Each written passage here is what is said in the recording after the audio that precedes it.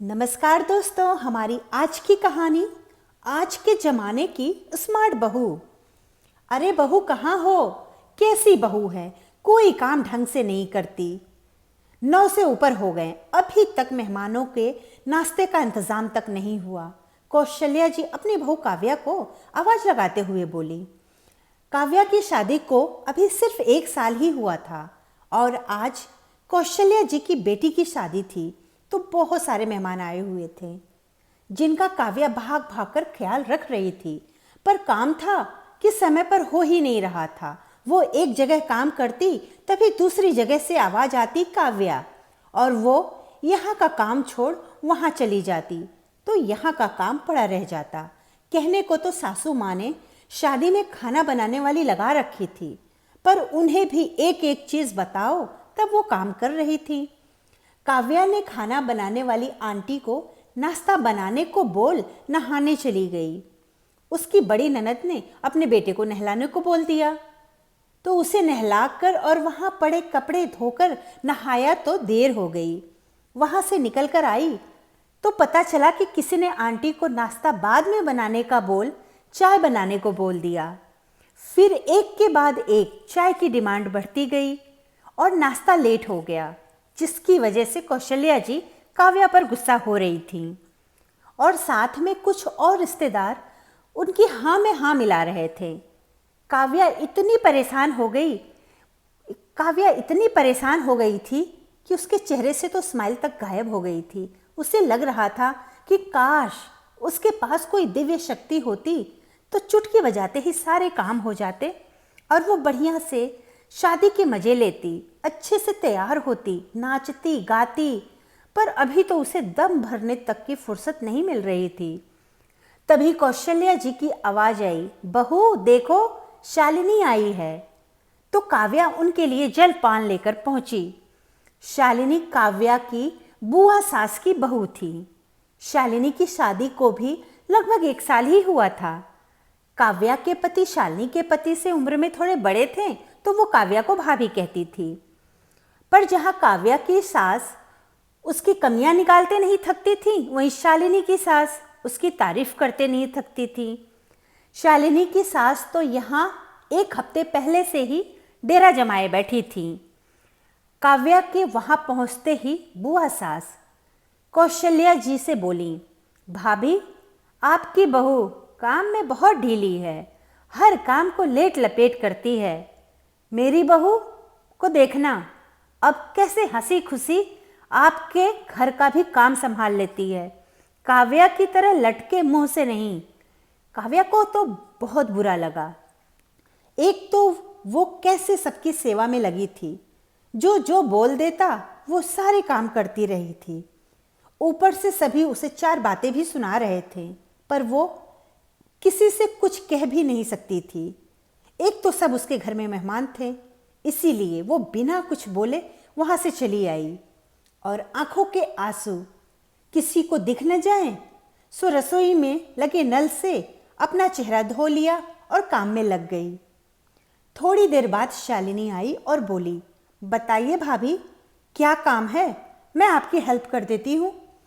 काव्या को तो वैसे ही गुस्सा आ रहा था, तो वो थोड़ा चिढ़ते हुए बोली, तुम्हें पूछने की क्या जरूरत है, तुम तो वैसे ही सुपर बहू हो, जो दिखाई दे वो करने लगो। और वहां से काव्या चली गई अपनी ननद का चूड़ा लेने। काम तो बहुत था काव्या के सिर पर, लेकिन चूड़ा लाना भी जरूरी था, तो खाना बनाने वाली को काम बता वो निकल गई। वहां से जब लौट कर आई तो उसे बहुत चिंता हो रही थी, क्योंकि घर के सारे काम निपटाकर उसे अपनी ननद को लेकर ब्यूटी पार्लर भी जाना था। पर जब लौट कर आई तो घर का सारा काम हो चुका था। शालिनी सभी मेहमानों के संग हॉल में बैठ शादी के गीत गा रही थी। ननद रानी भी नहा धोकर ब्यूटी पार्लर जाने के लिए तैयार बैठी थी। ये सब देखकर काव्या का तो सिर ही चकरा गया। क्या सच में शालिनी के पास कोई सुपर पावर है, जिससे उसने सब कुछ इतनी जल्दी और अच्छे से कर लिया? तभी काव्या को आया देख शालिनी उसके लिए पानी लाई और उसे भी कुछ खाने को कहा। काव्या ने ग्लास वहीं रखा और शालिनी का हाथ पकड़ अपने साथ कमरे में ले गई और आश्चर्य से बोली, शालिनी, क्या सच में तुम्हारे पास कोई सुपर पावर है? जो काम मुझसे पूरे दिन खत्म नहीं होते थे वो तुमने इतनी जल्दी कर दिए और आराम से बैठकर गीत संगीत का भी मजा ले रही हो। तुमने ये सब कैसे किया? प्लीज मुझे भी बताओ। शालिनी मुस्कुराते हुए बोली, काम करने का नहीं भाभी, काम करवाने का नाम सुपर पावर है।